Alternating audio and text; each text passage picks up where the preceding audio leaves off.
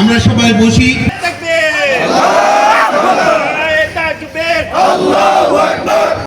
বাংলাদেশ জামায়াতে ইসলামী ফতুল্লা উত্তর থানার আয়োজনে দাওয়াতি পক্ষ উপলক্ষে সহযোগী সম্মেলন অনুষ্ঠিত। উক্ত আয়োজনটি অনুষ্ঠিত হয় 15ই মে শুক্রবার বিকেলে কুতুবপুর ইউনিয়ন 5 নং ওয়ার্ডের বাদামতলা এলাকায়। উক্ত আয়োজনে বাংলাদেশ জামায়াতে ইসলামী ফতুল্লা উত্তর থানা আমির গাজী আবুল কাশিমের সভাপতিত্বে প্রধান অতিথি হিসেবে উপস্থিত ছিলেন বাংলাদেশ জামায়াতে ইসলামী কেন্দ্রীয় কর্মপরিষদ সদস্য ও নারায়ণগঞ্জ মহানগর আমির মাওলানা আব্দুল জাব্বার। এ সময় বিশেষ অতিথি হিসেবে উপস্থিত ছিলেন বাংলাদেশ জামায়াতে ইসলামী কেন্দ্রীয় মজলিস শুরা সদস্য ও নারায়ণগঞ্জ জেলা আমির মমিনুল হক সরকার, বাংলাদেশ জামায়াতে ইসলামী নারায়ণগঞ্জ জেলা সহকারী সেক্রেটারি আবু সাইদ মুন্না, বাংলাদেশ জামায়াতে ইসলামী নারায়ণগঞ্জ জেলা শুরা ও কর্মপরিষদ সদস্য মাওলানা মুজিবুর রহমান মিয়াজি। জুলাই আন্দোলনে 19শে জুলাই গুলিবিদ্ধ হয়ে নিহত নারায়ণগঞ্জের প্রথম শহীদ মরহুম মোহাম্মদ আদিলের পিতা মোহাম্মদ আবুল কালাম।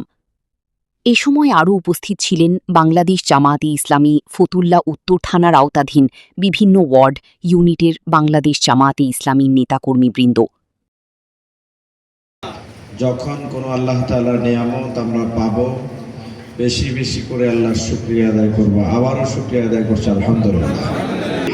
এই সমাজে যে শান্তির কথা বললে হন্য হয়ে আমরা পাগল হয়ে যাচ্ছি, শান্তি খুঁজে পাচ্ছি না।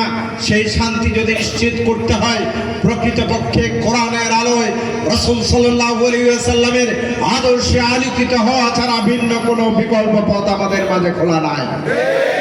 উচিত আমরা ইসলামের অনুসারী, নাম মুসলমান, কিন্তু আজকে সেটিকে ধারণ করে হযরত ওমর, হযরত উসমান, হযরত আলী রাদিয়াল্লাহ, হযরত আবু বকর রাদিয়াল্লাহর মতো আল্লাহ রাসূলের সাহাবীদের মতো যদি আমরা জীবন ধারণ করতে পারি, নিজেদেরকে সংস্কার করতে পারি, এই সিদ্ধান্ত গ্রহণ করতে পারি, আমি মুসলমান হিসাবে আমি অন্য কোনো মানুষের ক্ষতি করব না। পারবো কিনা? কারা কারা পারবেন? আল্লাহ তাআলা কবুল করুন। এভাবে যদি আজকে এই এলাকার মূল সমস্যা কি?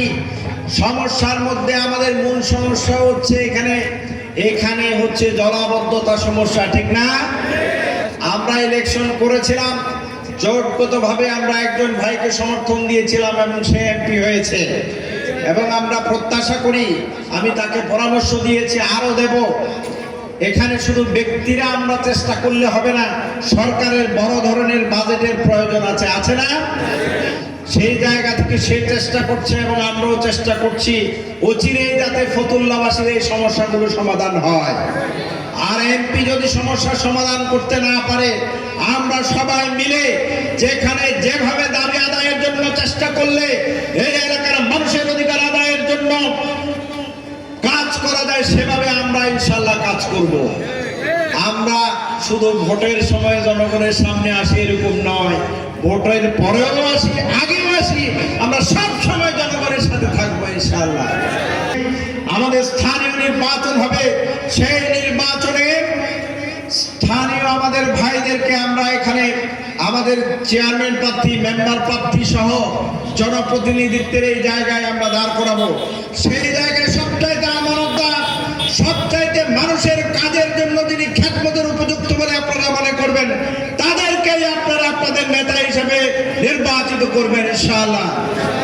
সকলকে আমি প্রথমে রাব্বুল আলামিনের দরবারে শুকরিয়া আদায় করছি যে আল্লাহ সুবহানাহু ওয়া তাআলা সেই 4টা থেকে শুরু করে পর্যন্ত আমাদের এই কর্মসূচিকে সফল করার জন্য বিশেষ মেহেরবানি করেছেন।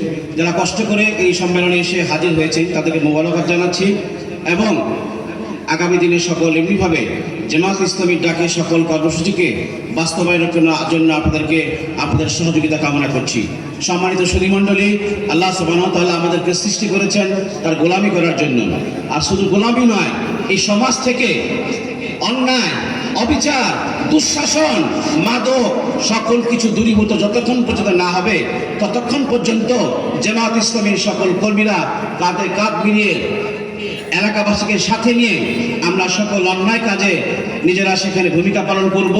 সমাজ থেকে অন্যায়, অত্যাচার, মাদক দূরীভূত করার জন্য এলাকার জনগণকে সাথে নিয়ে আমরা এই সমাজ থেকে মাদক নির্মূল করার জন্য আমরা এলাকাবাসীকে সংগঠিত করব। সকলে আল্লাহর দাসত্ব করি, আমার রাসূলের আনুগত্যকে মেনে নেই, আমাদের জীবনের সকল দিক থেকে কথা এবং কাজের বৈপরীত্য দূর করি এবং আল্লাহর আইন এবং সৎলোকে শাসন প্রতিষ্ঠা করার চেষ্টা করি।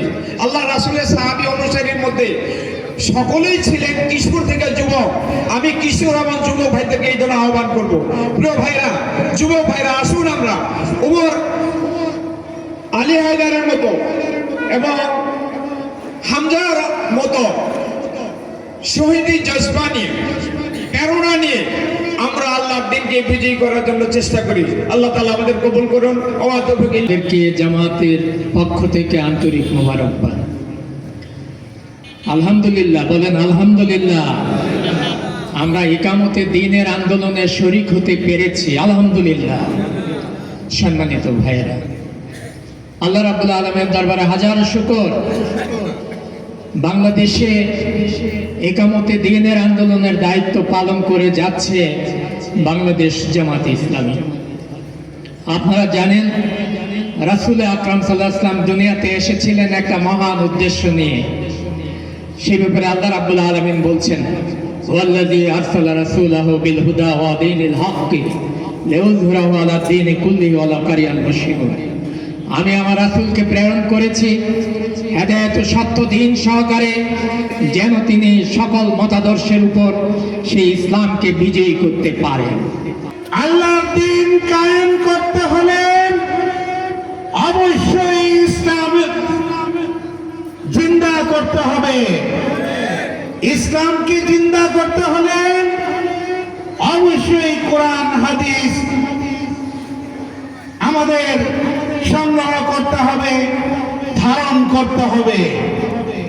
প্রিয় ভাইরা, আজ একদল মাদক ব্যবসায়ী আলেম ওলামাদেরকে অপছন্দ করে। কোন কোন রাজনৈতিক দল তাদের ইনকামের উৎস বানিয়ে নিছে এই মাদক ব্যবসায়ীদেরকে। সতর্ক করে দিতে চাচ্ছি, হুঁশিয়ার হয়ে চলো, ওই পথ ছেড়ে দাও যেই পথে এই এলাকার আগামী প্রজন্মকে ধ্বংস করে দেওয়া হচ্ছে। যারা মাদক ব্যবসায়ীর সাথে জড়িত তাদেরকে সতর্ক করে দিতে চাচ্ছি, তোমরা এই ব্যবসা ছেড়ে দিয়ে ভালো ব্যবসা করো, জাতির ধ্বংস আর টেনে এনে না। জাতির উপর এক জগদ্দল পাথরের ন্যায় চেপে বসেছিল। সেই পেশিসকে দূর করার জন্য এই দেশের ছাত্র জনতা, মেহনতি মানুষ সহ সমগ্র বাংলাদেশের সকলের সম্পৃক্ততায় 2000 শহীদের রক্তের বিনিময়ে এবং 30,000 আহত যোদ্ধার রক্তের বিনিময়ে আমরা এক ফ্যাসিস্ট মুক্ত বাংলাদেশ পেয়েছি। এই জন্য আমরা আল্লাহর কাছে শুকরিয়া আদায় করছি। আলহামদুলিল্লাহ। পালন করে আসছে বিগত 17 বছর যারা আমাদের বন্ধু ছিলেন, বিগত 17 বছর যারা আমরা একসাথে জেলে জীবন যাপন করেছি, তারা দেখছি আজকে আমাদের এই কর্মসূচিকে বাধা দিচ্ছেন। বাংলাদেশ জামাত ইসলামীর পক্ষ থেকে, বাংলাদেশ শ্রমিক কল্যাণ ফেডারেশনের পক্ষ থেকে আপনাদের প্রতি আহ্বান জানাচ্ছি। আপনারা বিগত 5ই আগস্ট দেখেছেন, খুনি হাসিনাকে আমরা বাংলাদেশে রাখতে যাই নাই।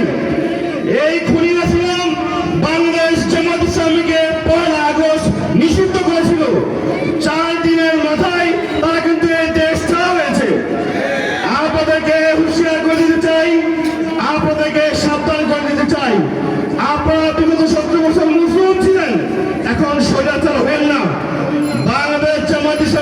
কর্মীদেরকে নেতা কর্মীদের উপর স্বৈরাচারী